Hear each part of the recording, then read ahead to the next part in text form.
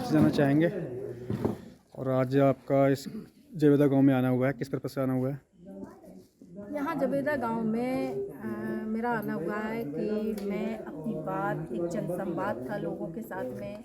वैसे तो मैं इस गांव में आ चुकी हूँ, पहले भी जन समस्याओं को लेकर आती हूँ। एक रोड का मामला था, बहुत खराब रोड था, उसके लिए लोगों ने बुलाया था। लेकिन आज मैं लोगों से जनसंवाद के लिए आई हूँ। अपने विचारों को मैंने लोगों के सामने रखा, क्योंकि 2022 का चुनाव है। मैंने जनता के सामने ये बात रखी कि हमें किसको चुनना चाहिए, हमारा हित किस में है। इस बात को रखने के लिए मैं यहाँ पर आई हूँ। मैम, जैसा कि आज आपका यहाँ जवेदा गांव में स्वागत हुआ है, लोगों ने आपको बड़ा प्यार दिया है, इसके लिए क्या कहेंगे आप? मुझे यहाँ बहुत अच्छा लगा, और सबसे अच्छी बात यहाँ पर थी कि आज मेरी एक आह्वान पर, मेरी पुकार पर यहाँ बहुत सारी महिलाएं आई, जो कि हमारे क्षेत्र में महिलाएं अधिक नहीं निकलती हैं, ऐसी सभाओं में नहीं जाती हैं। लेकिन आज मैंने एक आवाज़ दी महिलाओं को कि आज आपके बीच में एक महिला नेतृत्व कर रही है, नेतृत्व करना चाहती है, तो आप सहयोग करें। ये बात महिलाओं ने स्वीकारी है और हमारी बहनें बढ़ चढ़कर यहाँ पर शामिल हैं। ये मेरे लिए सबसे ज़्यादा खुशी की बात है। मैम, जैसे जैसे चुनाव नज़दीक आता चला जा रहा है, तमाम पार्टियां अपना प्रचार प्रसार तेज़ कर रहे हैं, और आप भी मैम डेली के फील्ड में घूम रहे हैं, तो आपको कैसा रिस्पांस मिल रहा है? मुझे बहुत अच्छा रिस्पांस मिल रहा है, क्योंकि ऐसा नहीं है, जनता भी जब तक विकल्प नहीं होता उसके सामने, तो जनता की मजबूरी होती है कि जो विकल्प है उन्हीं में से उसका चुनाव करना है। आज जनता को जब एक अच्छा विकल्प मिल रहा है, एक अच्छी पार्टी की सरकार बनाने का मौका मिल रहा है, तो जनता उसके लिए पूरी तरह से मन बना रही है।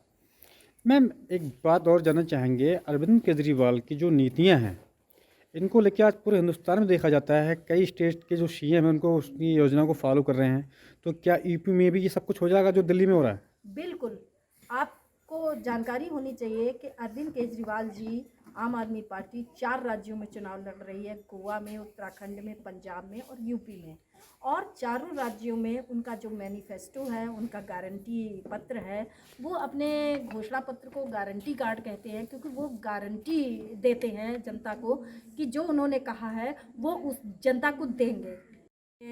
जो जन सुविधाएं वो देना चाहते हैं, वो चारों राज्यों में एक जैसी ही है। क्या मैम, उत्तर प्रदेश के अंदर आपकी पार्टी किसी से गठबंधन कर सकती है?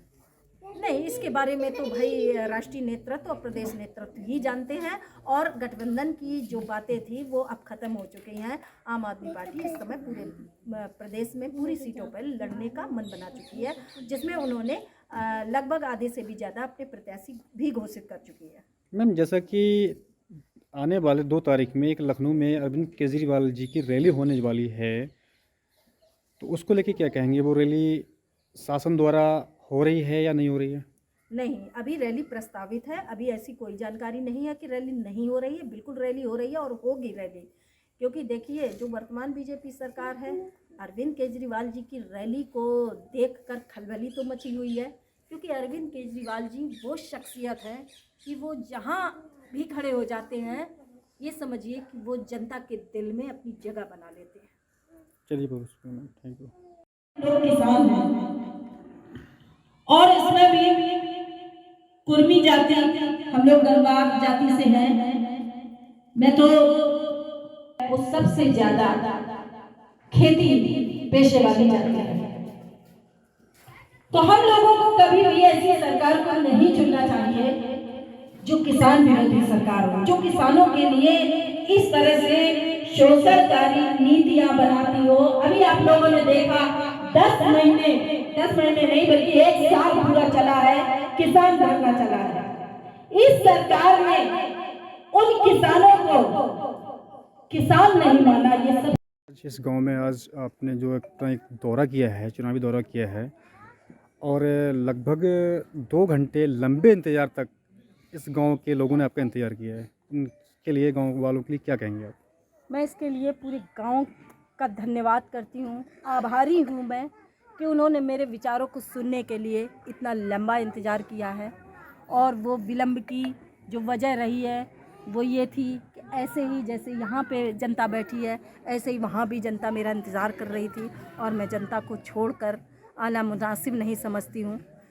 क्योंकि जनता का विश्वास ही जो होता है हमारी ताकत है। मैम, जैसा कि हम देख रहे हैं कि आप निरंतर अपने एक चुनावी माहौल में एक तेज़ी पकड़ते चले जा रहे हैं और आपको जहाँ भी जिस जगह हम जाते हैं देखते हैं कवरेज के हिसाब से, तो आपके समर्थक आपका लंबे लंबे टाइम तक आपका इंतज़ार करते हैं। इसके लिए मैम क्या कहेंगे? देखिए, मैं आज पहली बार चुनाव के लिए या डायरेक्ट चुनाव के लिए नहीं निकली हूँ।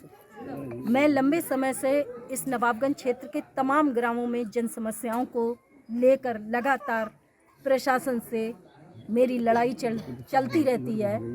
ये बात जनता भी देख रही है, जनता भी समझ रही है और जनता भी ये महसूस कर रही है कि हाँ, कोई है जो प्रशासन से या सरकार से सवाल कर सकता है, जो जनता के लिए आवाज़ उठा सकता है।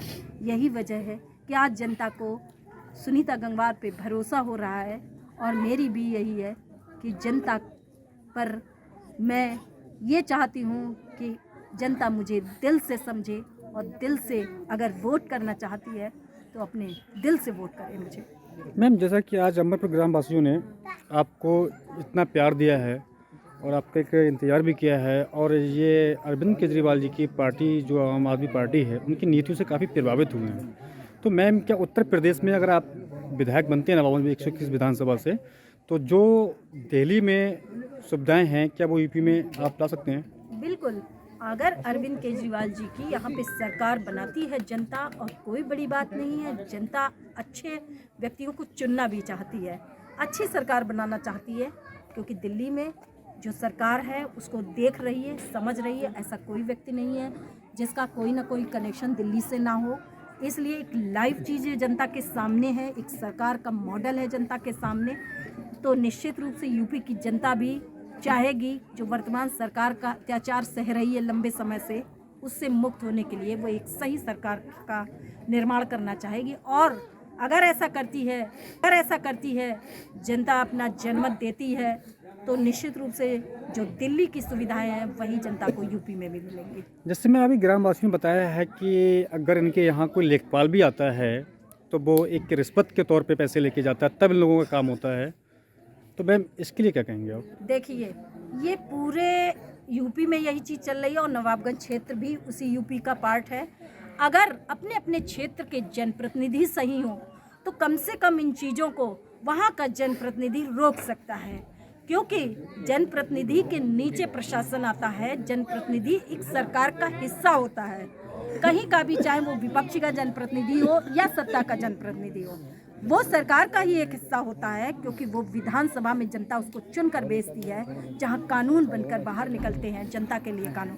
तो वो चाहे तो बहुत सारी चीज़ें प्रशासन को और इस तरह से सरकारी विभाग को कंट्रोल कर सकता है, लेकिन जब उसके अंदर ये करने की नीयत होगी। चलो ठीक है।